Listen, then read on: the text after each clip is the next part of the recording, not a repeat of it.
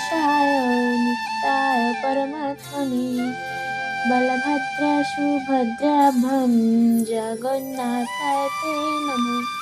हरे কৃষ্ণ, জয় জগন্নাথ।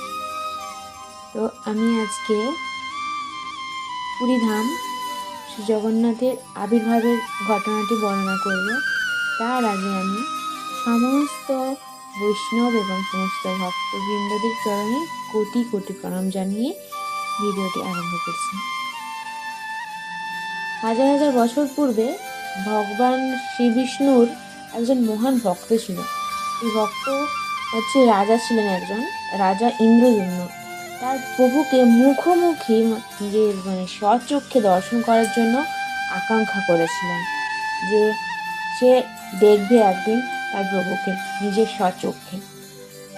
তিনি একদিন সংবাদ পান যে ভগবান শ্রী বিষ্ণু নীলমাধব বিগ্রহ রূপে নীলগিরিতে প্রকট হয়েছেন এবং তিনি তার পূজারীকে জানিয়েছেন যে তিনি রাজা ইন্দ্রদ্যুম্নের দ্বারা রাজকীয়ভাবে পূজিত হতে চান।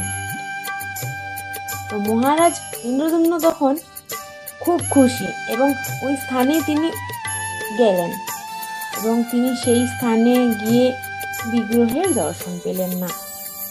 তখন একটি দৈববাণী ধ্বনিত হলো। ওই বাণীতে ঘোষিত হলো যে রাজা নীলগিরির শীর্ষদেশে একটি মন্দির নির্মাণ করবেন এবং শ্রী জগন্নাথ সেখানে দারু বিগ্রহ রূপে প্রকটিত হবে।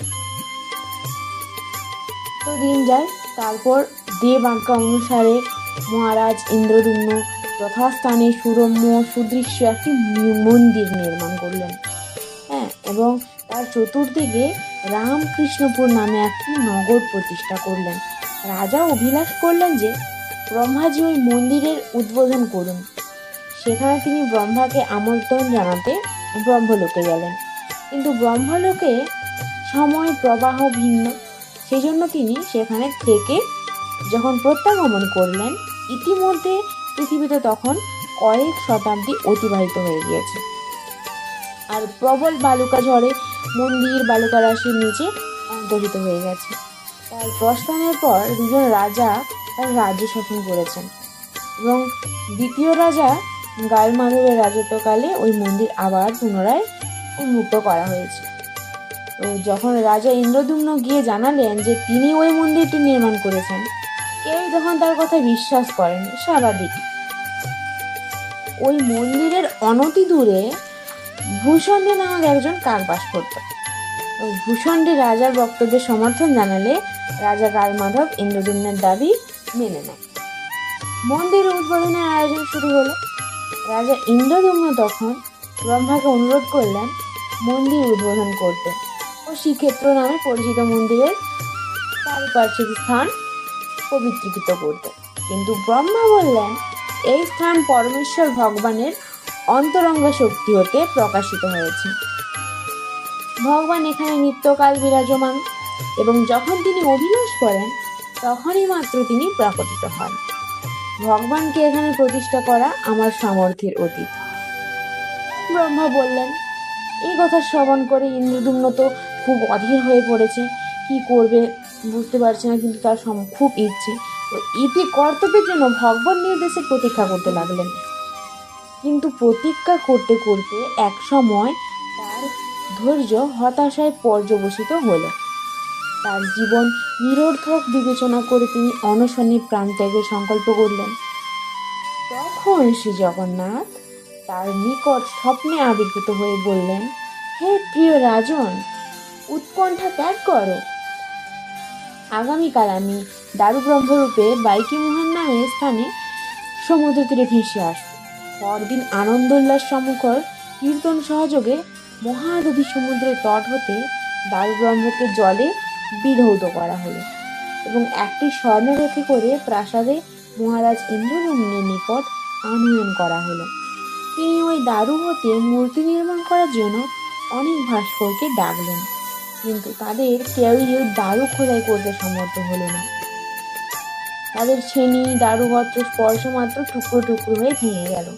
তারপর একজন শিল্পী নিজেকে অনন্ত মহারানা রূপে পরিচয় দিয়ে রাজার নিকট বিগ্রহ খোদাইয়ের অনুমতি চাইলেন। অনেকের মতে এই মূর্তি শিল্পী অনন্ত মহারানা ছিলেন ভগবান স্বয়ং। তিনি শর্ত দিলেন যে বিগ্রহ নির্মাণের জন্য তাকে 21টা দিন সময় দিতে হবে। এই জন্য তাকে একটা ঘরে একাকী রেখে কক্ষ দ্বার বন্ধ করে রাখতে হবে দরজা। 21 দিনের মধ্যে ওই ঘরের মধ্যে কেউ যেন প্রবেশ না করে, কেউই ওখানে প্রবেশ করতে পারবে না। মূর্তি নির্মাণ শুরু হলো। প্রতিদিন রাজা মন্দির কক্ষের দরজার সামনে দিয়ে ব্যাকুল একটা প্রত্যাশা নিয়ে পদচারণা করতেন যে কতদিন পরে সম্পন্ন হবে।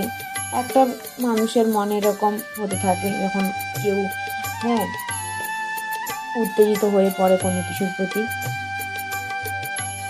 প্রতিদিন রাজা এরকম ব্যাকুল প্রত্যাশা নিয়ে পদচারণা করত, কিন্তু চতুর্দশ দিনে তার আশা উৎকণ্ঠায় পর্যবসিত হলো, কেননা তিনি ওই শিল্পীর যন্ত্রপাতির শব্দ আর শুনতে পেলেন না।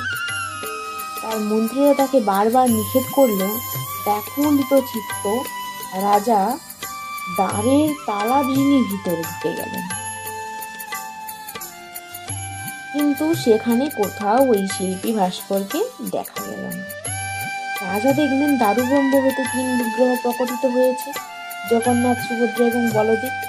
আরো কাছাকাছি গিয়ে রাজা লক্ষ্য করলেন যে বিগ্রহ সমূহের হস্তপদ অসম্পূর্ণ রয়ে গিয়েছে। ও হায়, আমি এ কি করলাম! রাজা তীব্র অনুশোচনা করতে লাগলেন। আমি কেন এত অধৈর্য হয়ে পড়লাম! এখনো বিগ্রহ সমূহের নির্মাণ কাজ অসম্পূর্ণ রয়ে গেছে। মূর্তি শিল্পীও অন্তর্হিত হয়েছেন। আমি একজন মহা অপরাধী। এইভাবে অনুতাপ দগ্ধ হয়ে রাজা আবারও অনশনে প্রাণ ত্যাগের সংকল্প করলেন। রাত্রির প্রথমার্ধ অতিবাহিত হলে শ্রী জগন্নাথ স্বপ্নে রাজার কাছে আবির্ভূত হয়ে বললেন, আমি এই জড়জগতে আমার ধামসহ 24 মূর্তিতে অবতীর্ণ হই। আমার কোনো জড় হস্তপদ নেই, কিন্তু আমার অপ্রাকৃত ইন্দ্রিয় দ্বারা আমার সেবার্থে আমার ভক্ত প্রদত্ত সমস্ত দ্রব্য গ্রহণ করে থাকি, এবং জগতের মঙ্গলের জন্য আমি এক স্থান হতে অন্য স্থানে গমন করে থাকি। তুমি তোমার প্রতিশ্রুতি ভঙ্গ করেছ, কিন্তু সেটি এই জগতে আমার এই বিশেষ জগন্নাথ রূপ প্রকটিত করার লীলার একটি অংশ মাত্র, যার দ্বারা বেদের এই উক্তির সত্যতা প্রতিপাদিত হয় যে তার পদ না থাকলেও তিনি গমন করেন এবং হাত ছাড়াও তিনি আহার করতে পারেন। কিন্তু আমি এই রূপে প্রকটিত হলেও যারা আমার ভক্ত তারা আমাকে মুরলীধর শ্যামসুন্দর রূপেই দর্শন করবে। অবশ্য যদি তোমার আমাকে ঐশ্বর্য আড়ম্বর সহকারে আরাধনা করার অভিলাষ হয়ে থাকে, তাহলে কখনো কখনো তুমি আমাকে স্বর্ণ ও রূপ্য নির্মিত হস্তপরাদি দ্বারা শোভিত করতে পারো। অবশ্য তুমি নিশ্চিত জানবে যে আমার অঙ্গ প্রত্যঙ্গ সকল রত্নাভরণের শোভাস্বরূপ।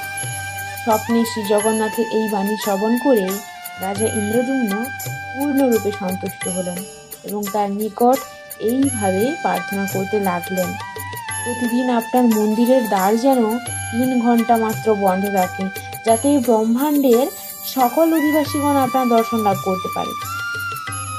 তাছাড়া যেন এমনভাবে ক্রমাগত সারাদিন আপনার ভোজন চলতে থাকে যাতে আপনার পদহস্তের যে আঙুলগুলি জলে যেন না শুকায়। শ্রী জগন্নাথ উত্তর দিলেন, তথাস্তু।